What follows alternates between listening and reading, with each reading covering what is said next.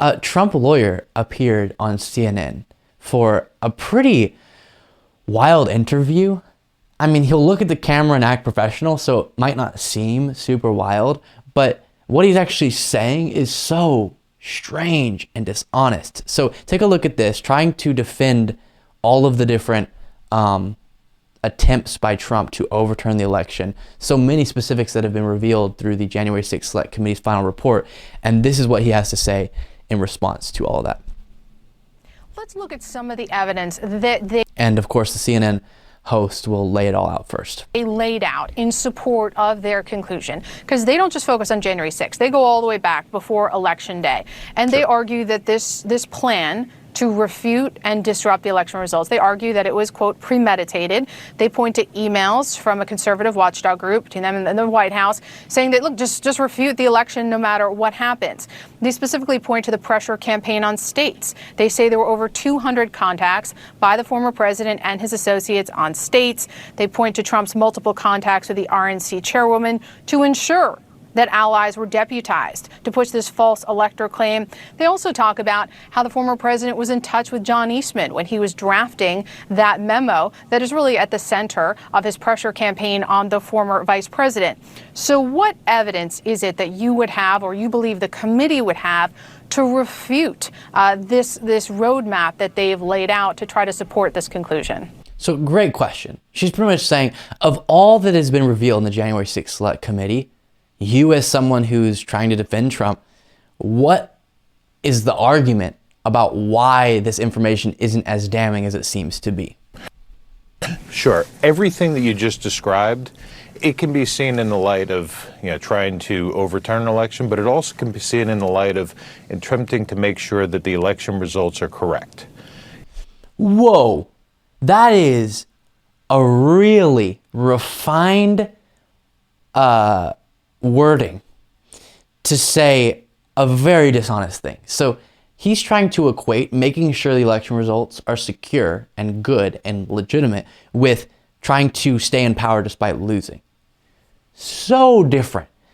In one case, you even ask for extra audits, or you dive into yourself about learning of the different processes that are currently in place to verify the legitimacy of different elections and the process we have that is very secure. People from both parties getting to witness the counting and all of the different verification steps that we have.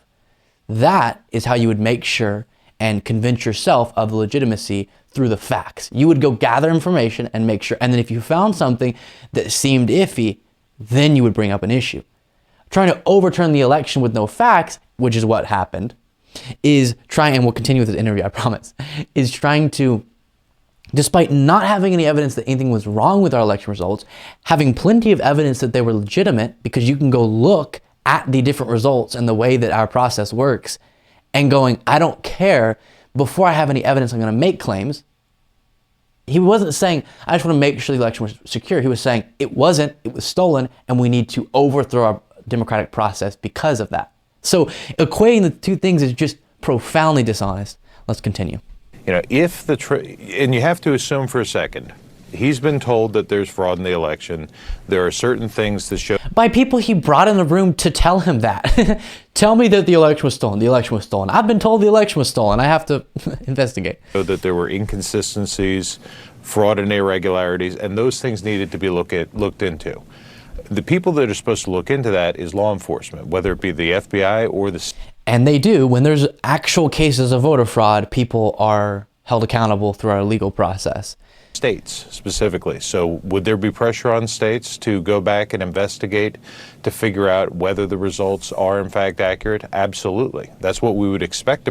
And they did that. Countless audits across multiple states, countless investigations, and it still found that Biden legitimately won the election. President to do if he was presented with evidence that the results were inaccurate. So the fact that there is this contact, the fact that there are the multiple requests to investigate, that's not incriminating at all. In fact, that's something that you expect the chief executive to do, because he is constitutionally required to make sure that the laws of the United States are faithfully executed.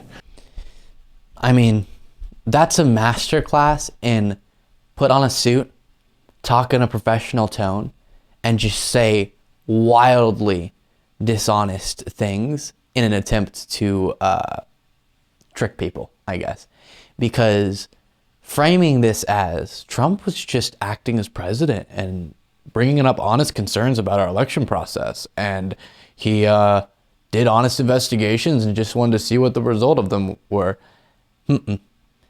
Before having any evidence, he started claiming the election 100% was stolen, and that's why he has to stay president. That's what happened. And then he attempted, again, before he had gathered any evidence because there wasn't any, scheming up a plan to have alternate slate of electors come to Washington, pretend like those are the real electors, have Vice President recognize that in some form or fashion, and then pretend that Trump actually won the election when he didn't. That's a coup attempt, not let's make sure and do a couple extra audits, a couple extra hand counts. No. Second clip I have for you from this interview.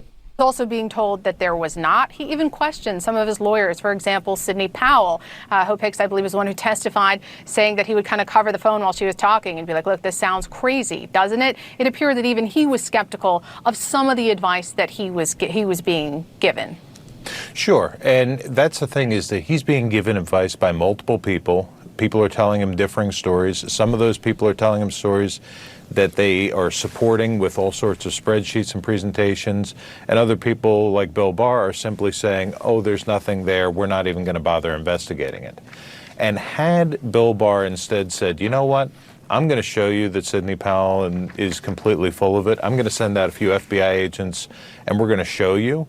That probably would have resolved the issue. But the fact that you have some people who are saying that this is true, some people who are saying that it's not true, and nobody is doing a comprehensive investigation to actually show what really happened, it's that failure and that refusal to actually go forward and conclusively prove it one way or the other, that's where the ambiguity comes in and where the questions come in. I will note that the Attorney General, former Attorney General Bill Barr, he told the committee that he does not believe that Trump ever had any interest in what the actual facts were. But I want to move on to... Yes, 100%. That is just so wild what he's trying. I think this is going to be the reframing of history that's going to be attempted by some people, which is, oh my gosh, the left's so dramatic. All of these libs are so dramatic. They pretend that Trump tried to overthrow our democratic process, and really, he was just asking questions. He was just wanting a couple extra verifications and investigations into these very substantiated allegations about our election. And one of the things that reveals their complete misunderstanding of the burden of proof is the way they'll phrase it of, listen, all you had to do was investigate the claims that we were making and show to us that they weren't true. Then it would have been all okay. Just show us the evidence that the election was good and we'll be fine. That's what, as I've said in a previous segment, the proof that, for example, when Steve Bannon was saying a similar thing about Katie Hobbs, that Katie Hobbs won her election, is the election, is the multiple steps of verification, is the certification, is the secure process we have to run elections.